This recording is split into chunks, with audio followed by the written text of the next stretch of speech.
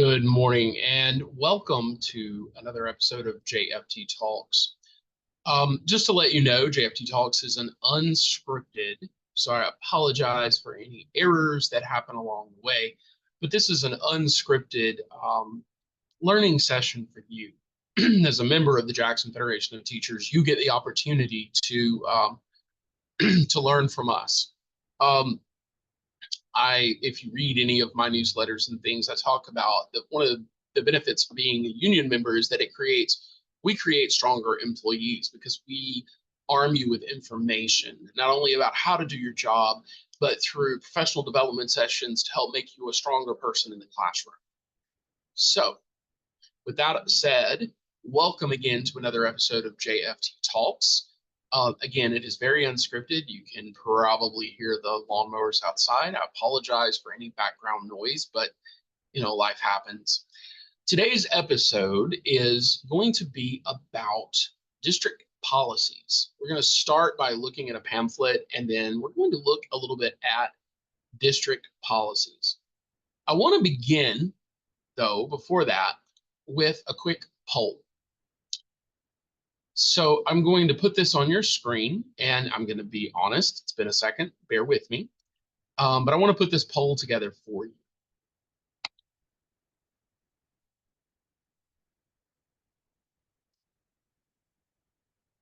So the question asks you, do you know where to find district policies? And you've got three answer choices, yes, no, and I think so, but I'm not sure. I'm going to give a moment so that people will be able to answer that question.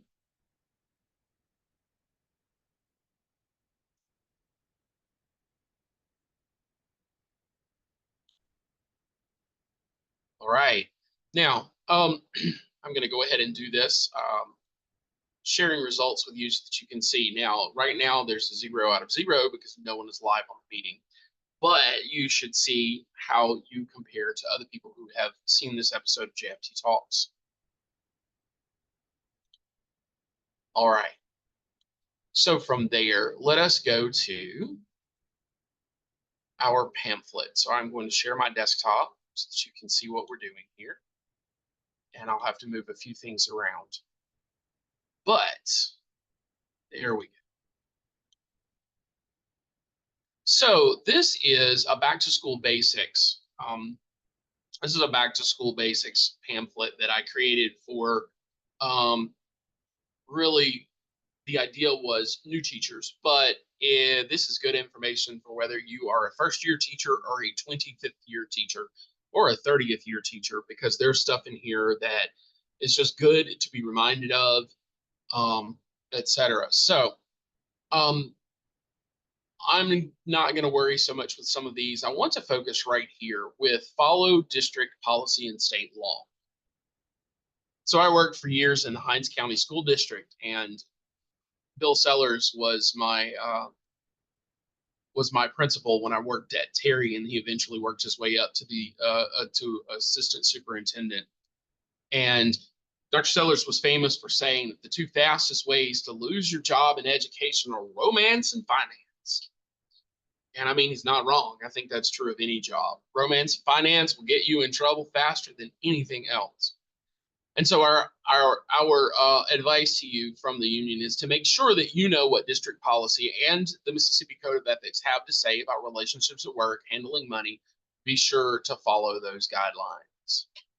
There's some other information and stuff here, but I wanted to focus on district policy, because where do you find district policy? Well, that's a good question. District policy is not where you want it to be, somewhere quick and easy to find.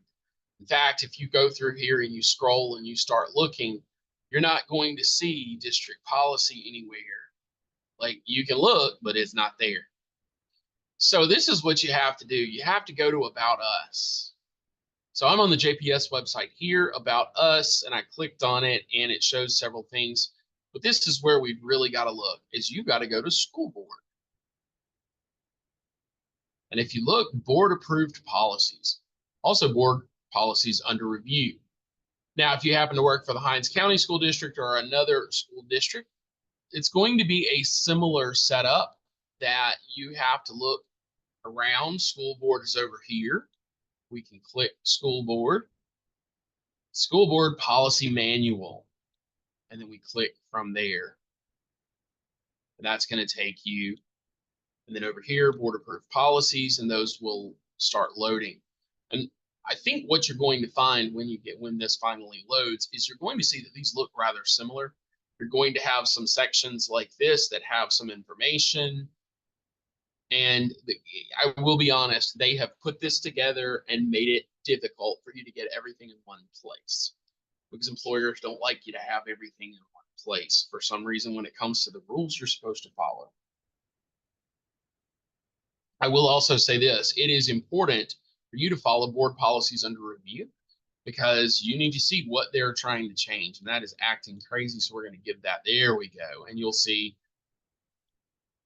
the stuff is pretty much exactly the same as far as the basic layout. So what we want to do is we want to look at, I want today to talk about personnel. So we go in and we look in personnel, and we'll see several things. And over here, I'm going to go ahead and click personnel as well, if that worked.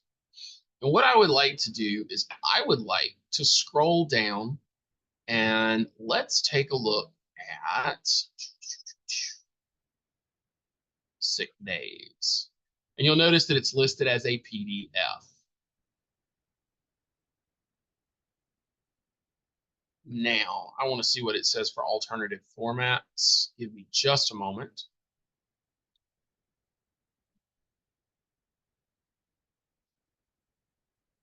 All right, so we can look at several. Oh, that's interesting. Okay. All right, I'm going to go ahead and download that, and it's going to open for me here. So again, this is Jackson Public Schools. And then over here in Hinds County, I have to look for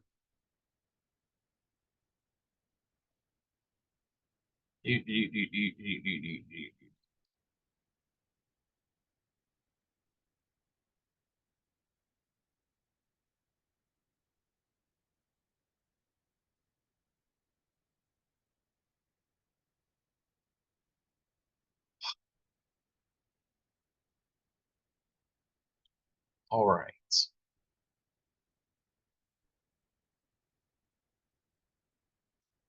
You know what? 5 seconds. Well, that did not work. All right, again, this is totally unscripted, and I apologize for that. Give me just a moment.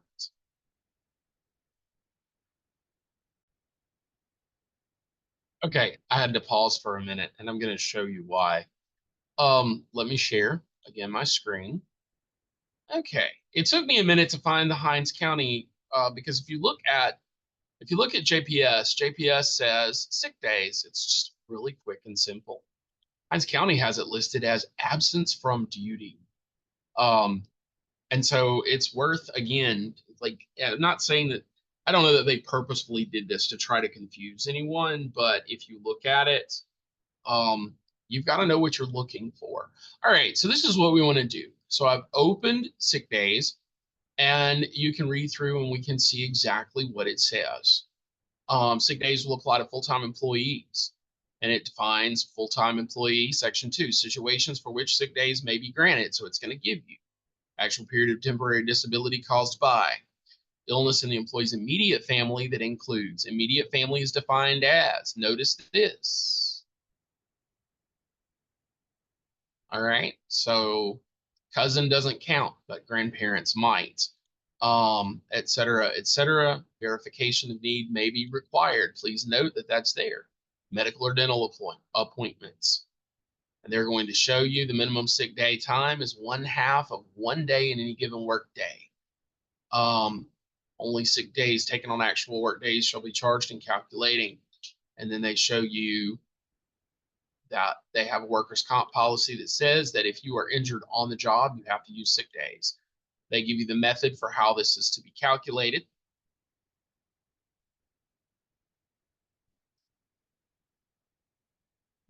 All right, they give you some other things here about leaving the job early. Use of sick days with partial pay.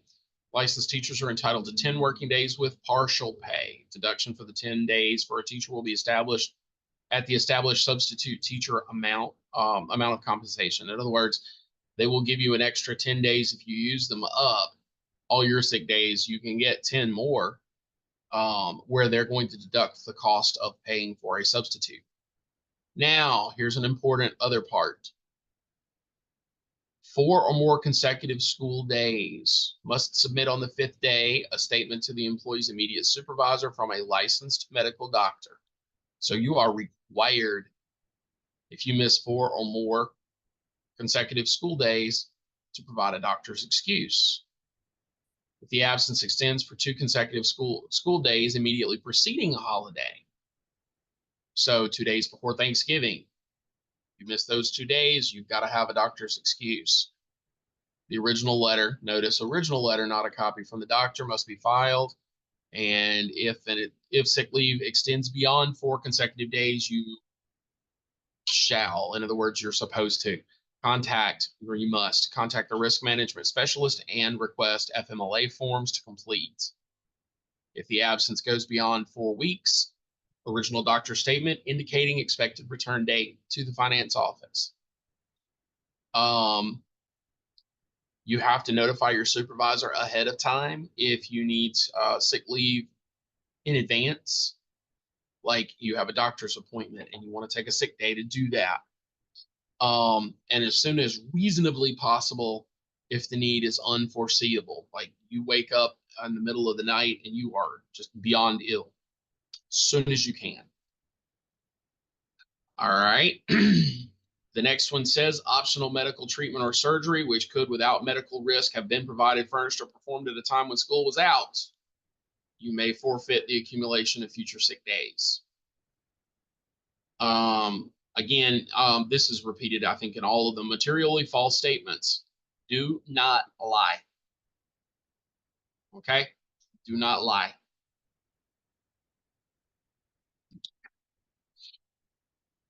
All right. Should an employee be absent from duty and fail to comply with regulations covering the use, employee shall be charged with the unauthorized absence that may lead to termination.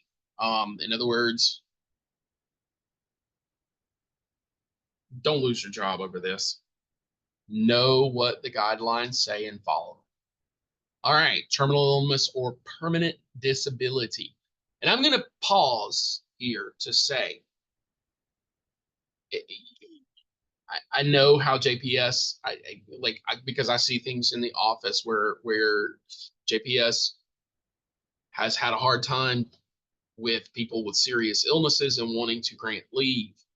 It is vitally important that you begin documentation of everything that you're doing as soon as possible. As soon as possible. Okay?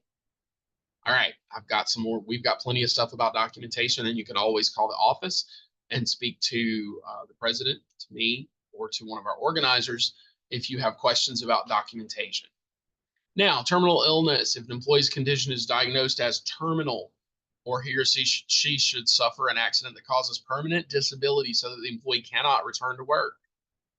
Physician statement verifying this condition must be submitted. Compensation shall be paid at the end of the month until your sick days are gone. All right. And unfortunately, if an employee dies before the days have been exhausted, all compensation shall cease upon the date of death. All right. Termination of service. Upon termination of employment, unused sick days for which the employee is entitled to full pay will be counted as creditable service for purposes of the retirement system. So when you leave a district, okay, I worked in JPS for 10 years. When I left, my unused sick days rolled over into PERS. So that you know that. All right, and so that's pretty much the end of this one. Now I will tell you, there may be another policy that goes along with that. So you may have to look. Like it's worth it. Don't just look for one thing, and you need to look and see if there's anything else in here that is related. For example, they mentioned FMLA. So you might want to look at what is said there. Family and medical leave. All right. Donation of leave if you want to donate leave to others. But you can find these policies. And I'm going to be honest, I would take like this one about sick days, donation of leave, physical form, or maybe not that one, but take some of these and print them. Personal leave. It is also worth knowing what the personal leave says. Very quickly, because I want to look at Hinds County just so that we have it as well. If you take a look, they will give you some defining information, etc. But basically, in the chart outlined in the appendix to this policy, I don't see an appendix, so we'll have to figure out where that is. Again, they make this stuff not easy for you to find, but make sure you know what things look like. All right, we're going to flip over to Hinds County for a minute, and this thing is huge and discombobulated, but we are going to make it work. There, I'm going to zoom in just a little. All right, so if we look, they're going to give you licensed employee, so that is anybody with a teacher's license. They give you leave basis and probation. They give you a whole bunch of stuff here and show you how things work.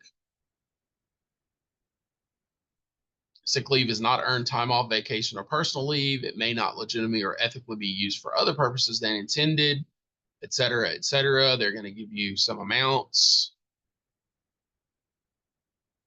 They'll tell you some other stuff about carrying over to the next year, et cetera, et cetera. The first 10 days of absence because of physical illness or physical disability in any school year in excess of leave allowance, they will be deducted $125. That's similar to what JPS says, but they give you a number here. Only applies to licensed employees. Optional dental and medical treatment or surgery should be scheduled at a time when school is not in session, if doing so will not cause medical risk for the employee. They give you the personal time allowance.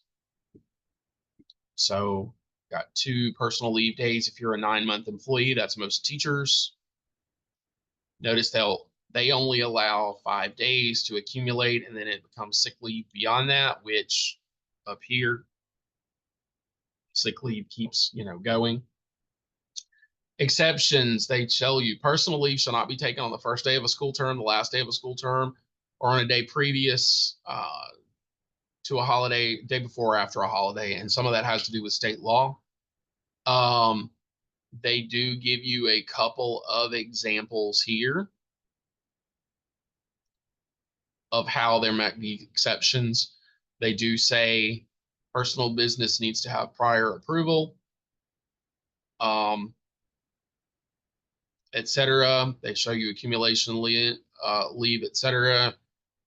Upon retirement, again, anything you get paid for up to 30 days, and then beyond that, everything rolls over into PERS, which is listed right here. Rules and regulations. So in Hinds County, you request leave through employee self-service, and notice the stuff that you're supposed to take care of. It should be the principal or supervisor responsibility to approve a leave request within 24 hours of receipt. And I want to pause and I want to tell you what I used to do. I know I hate it when people presenters, but I was a teacher. But just so that you know, I never missed school. I retired 15 years after 15 years of continuous service in Hinds County. And I had over 100 sick days because I was just never out. If I had to be out, if it was an emergency, I would call and let them know. But if I knew ahead of time I was taking a day, I would tell my boss weeks in advance and tell him, hey, look, on this day, I'm not going to be here. So I'm letting you know I'm going to go ahead and fill out the form, et cetera, et cetera. And then I would just ask if there was a problem. Usually it was never a problem for me because I was always there. The art teacher next to me, bless her heart, for years, she was out all the time. And then she had problems getting, asking for certain days because she was always out.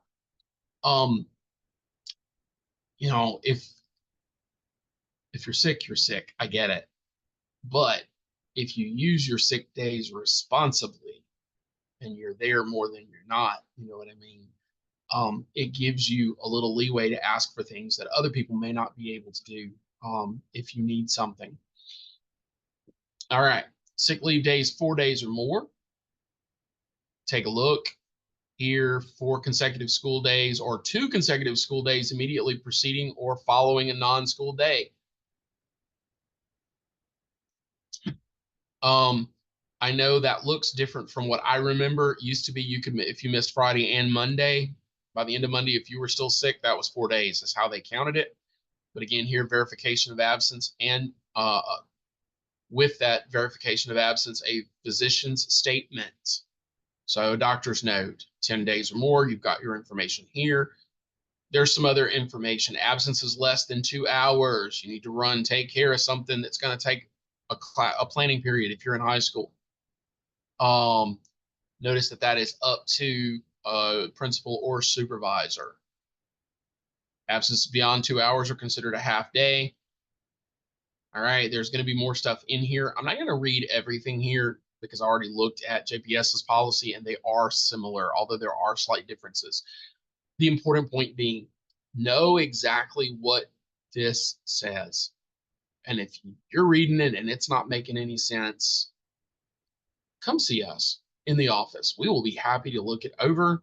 If we have trouble figuring out what a particular word or phrase means, we will talk to the union attorney and we will get a professional legal opinion about what the policy says. Police often will use ignorance of the law is no excuse. That statement, and that's really true here as well. Ignorance of the policy is not really an excuse when you don't follow the policy. The policies are there for a reason. Were we a union in a state that had a little more, where the state gave us a little more power to do some things, we could probably work to refine some of these policies to make them a little easier for employees. But this is the animal. This is the animal we've been given, and we just have to work with it. So that being said, again, it is vitally important for you to know and understand your policies, know where to find your policies, and print your policies. It's over there. I'm not going to drag it. I still have my Hinds County School District Policy Manual. I just got a big old binder. I would randomly print policies and I would put them in there. And that was helpful for other people in my building when they had questions about, like, hey, sick leave. They would come ask me because they knew I knew. And I could go to the manual and I could look at it. I would double check online to make sure that it had not been changed. And like, this is what the policy says. And as long as you're doing what the policy says, the district has a hard time arguing with you. When you don't do what the policy says, the district has grounds to take action as necessary, which may be something as simple as reprimanding, a verbal reprimand, a written reprimand, and depending on the severity of infractions, up to termination. And as the union, we want to help you as best as possible. But the best way for you to help us help you is to make sure you're doing what you're supposed to do in the first place. And then that makes it a whole lot easier when the district is doing something that's not right. So keep that in mind. All right. This episode is longer than I had wanted it to be at this point, but that's okay. So again, at the end of we're at the end of this episode. You should know now where to go to find your school district policies. You've seen the policies. I've told you, read them, make sure you know them. Don't know, come see us. Print your policies, keep them in a binder somewhere in your classroom. You don't have to have every single policy. Think about the policies that affect you most. For example, attendance, sick leave, extracurricular duties, etc. Whatever those policies are, you may not need the policies on money. You don't need the policies on what the school board does, but make sure you have the ones that are the most common for you, and make sure you know what they say. Don't forget to check out policies under review because districts change policies and some do it kind of wild. So keep that in mind as well. All right, so to finish out, I have one last thing that I would like to ask from you. I'm going to give you a poll, and this is our post-session poll, and it has a couple of questions. So Question 1 asks you, this episode of JFT Talks was helpful. 1 is not very helpful, and 5 is extremely helpful. So the higher the number, the more helpful this was. All right. The second and third and fourth questions, I believe, are all optional. But you're asked, what did you like about the sessions? What would you change about the sessions? And finally, are there any topics that you'd like JFT Talks to cover in a later episode?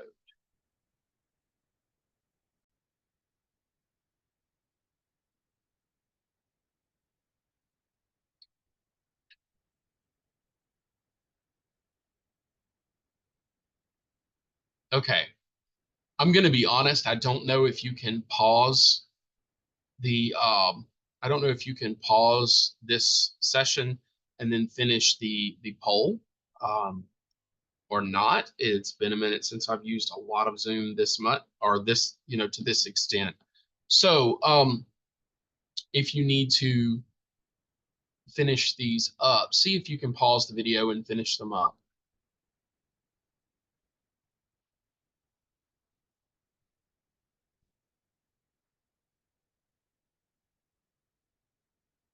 All right, I'm going to end that poll. I'm not sharing the results here. This is really feedback for us, but trust me when I say I will take a look at what you have to say. And I will take that into consideration as we continue to develop JFT Talks. Again, Joshua Strong, I forgot to introduce myself earlier, but you're Executive Vice President of the Jackson Federation of Teachers, Paraprofessionals, and School-Related Personnel, AFT Local 4402. Thank you again for being here, and I look forward to seeing you at our next JFT Talk session.